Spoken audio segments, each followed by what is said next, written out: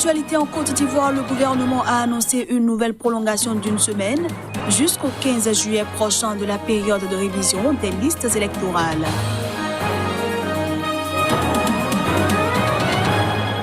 Au Soudan, un an après la chute de l'ex-président Omar el-Béchir, les Soudanais sont de retour dans la rue. Ils réclament des réformes et que justice soit rendue aux victimes du soulèvement populaire de l'année dernière. Et puis à Douala, des Camerounais ont réagi au report de la Coupe d'Afrique des Nations qui aura lieu en 2022 alors qu'elle était initialement prévue au Cameroun du 9 janvier au 6 février 2021.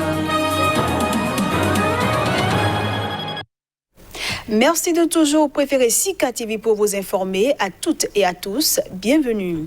Arrivés ce mardi à Nouakchott, des présidents de 5 pays du Sahel et de la France. L'objectif de cette rencontre est de faire le point sur les combats contre les djihadistes et ce, 6 mois après avoir décidé d'intensifier l'effort commun pour reconquérir le terrain perdu dans la région. Les dirigeants des pays membres du G5 Sahel et Emmanuel Macron se retrouvent dans un contexte inédit, celui de la pandémie de Covid-19 qui a longtemps fait douter de leur présence physique à cette réunion d'un jour en Mauritanie. Ce sommet a lieu 6 mois après celui tenu au sud-ouest de la France.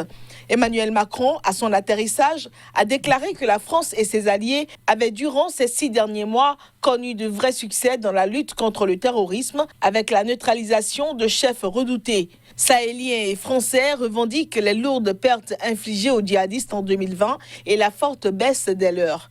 Mais entre-temps, les armées de la région continuent d'essuyer des revers face aux djihadistes. Les experts dressent un sombre tableau. Chacun conserve à l'esprit la précarité de la situation et des gains réalisés qui peuvent être inhibés en l'absence de progrès sur des fronts autres que militaires comme la reconstruction civile ou la réconciliation.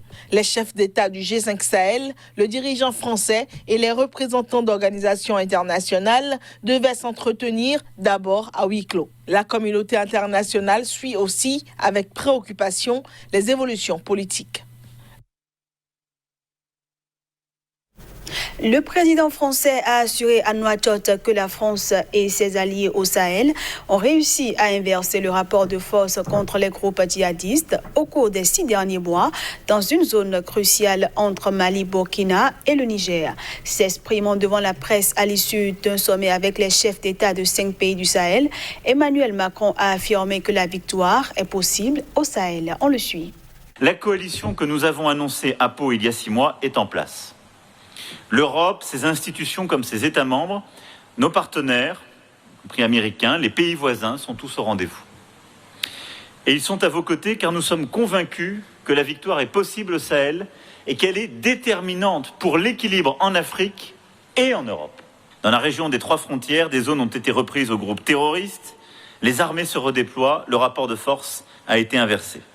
Cette dynamique, nous devons maintenant la conforter et l'amplifier, avec, dans les semaines qui viennent, les forces européennes qui, au travers de l'initiative Takuba, vont prendre le relais des renforts français que nous avions déployés en janvier, les 600 soldats additionnels qui venaient de Côte d'Ivoire.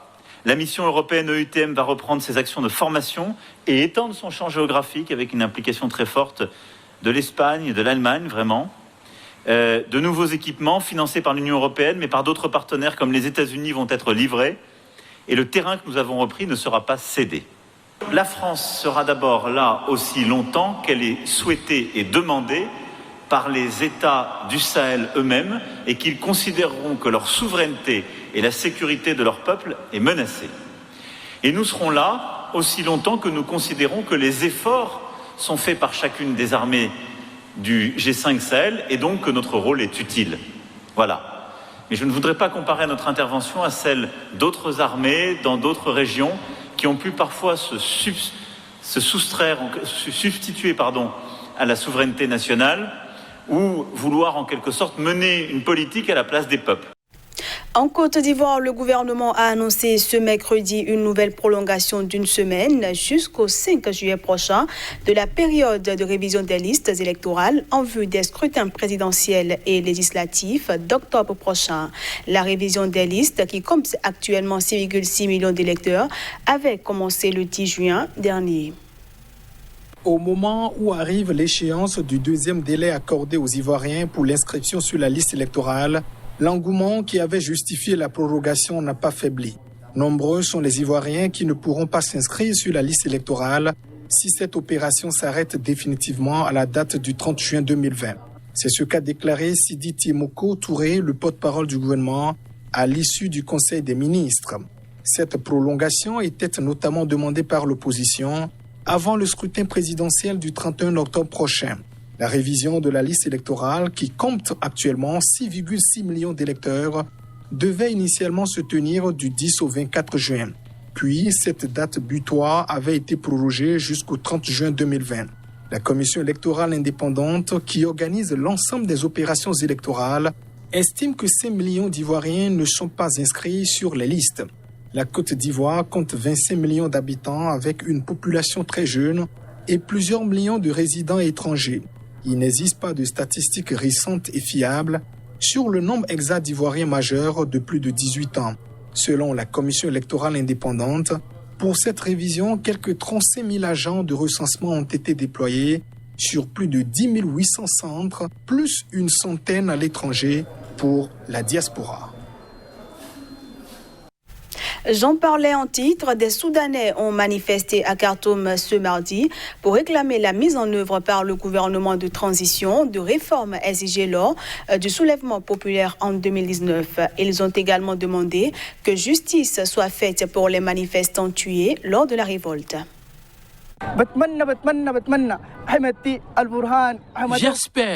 J'espère que Ahmedi Mohamed Hamdan Daglo, membre du Conseil souverain, Abdel Fattah al-Burhanz, président du Conseil souverain au pouvoir, Abdallah Hamdok, Premier ministre soudanais, j'espère que vous tous, en tant que gouvernement, vous comprendrez nos simples exigences. Les gens meurent dans les hôpitaux de maladies autres que le coronavirus. Alors, vous devez nous fournir expressément l'équipement nécessaire. En tant qu'agent de santé, j'en ai marre des hôpitaux.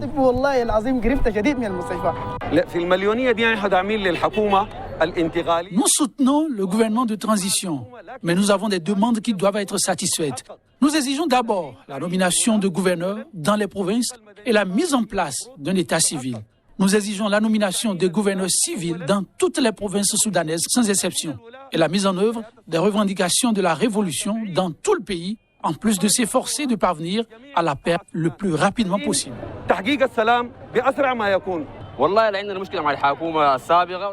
Notre problème avec le gouvernement précédent et le gouvernement actuel, c'est que nous voulons pouvoir manger, boire et que la vie soit tranquille pour tous les citoyens, pas pour quelques-uns seulement. Les instances du football africain perturbées ces derniers mois par la pandémie de nouveau coronavirus ont annoncé ce mardi un calendrier révisé des compétitions avec le report d'un an de la Coupe d'Afrique des Nations. Cette épreuve phare aura donc lieu en 2022 au Cameroun. Initialement prévue au Cameroun du 9 janvier au 6 février 2021, la Coupe d'Afrique des Nations CAN sera finalement jouée en janvier 2022. L'annonce a été faite ce mardi par le président de la Confédération africaine de football CAF, Ahmad Ahmad, lors d'une conférence de presse en visioconférence.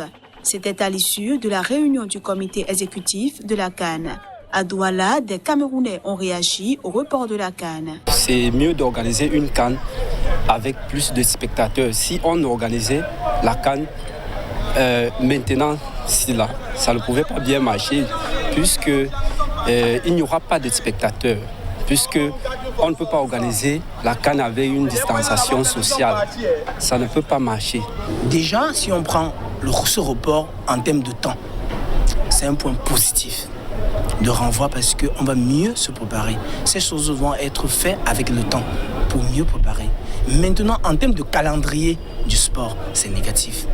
C'est négatif parce que les choses pourront trottiner encore. Si on organise la CAN maintenant, vous voyez, avec la masse, les gens partout, on aura des problèmes de contamination. Étant donné qu'on a parlé de la distanciation, au stade, je ne crois pas que ça serait possible. En décidant du report de la CAN, la CAF a ainsi suivi les exemples de ses équivalentes européennes et sud-américaines qui, dès mars, ont reporté d'un an leurs compétitions phares respectives, l'Euro et la Copa América, désormais programmées à l'été 2021. La CAN se déroulera toujours au Cameroun avec 24 équipes, alors que les qualifications entamées avant la pandémie n'ont pas pu aller à leur terme. L'édition suivante de l'épreuve sera maintenue en 2023 en Côte d'Ivoire, a précisé le président Ahmad Ahmad. Ce dernier a par ailleurs annoncé l'annulation de la CAN féminine qui devait avoir lieu en 2020 et qui sera remplacée en 2021 par une Ligue des champions féminine. Place à la revue de presse Afrique.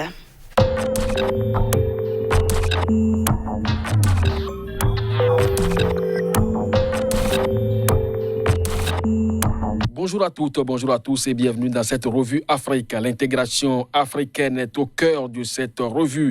Le ministre de la Défense de la Guinée équatoriale a séjourné au Cameroun. Le journal Repère nous informe que la question de fraternité entre les deux États était au rendez-vous. La météo parle de parfaite synergie entre le Cameroun et la Guinée équatoriale. Et Singa voit plus l'ATCOM, un pacte de non-agression scellé entre les deux nations. De quoi rassurer Paul Biya que Mutation Quotidien voit se déconfiner à travers d'importants décrets.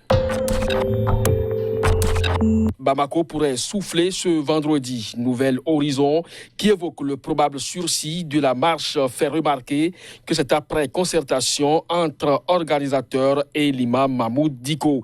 L'indicateur du renouveau parle de bisbille au sein de M5.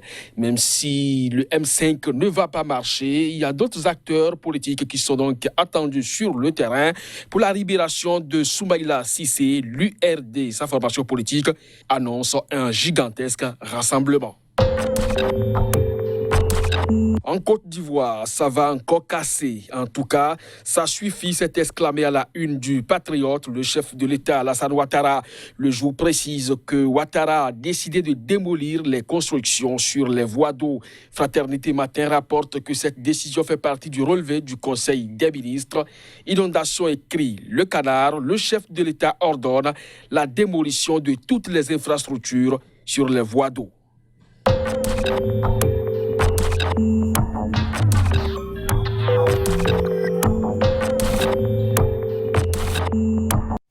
Et c'est la fin de cette édition. Merci à tous de l'avoir suivi.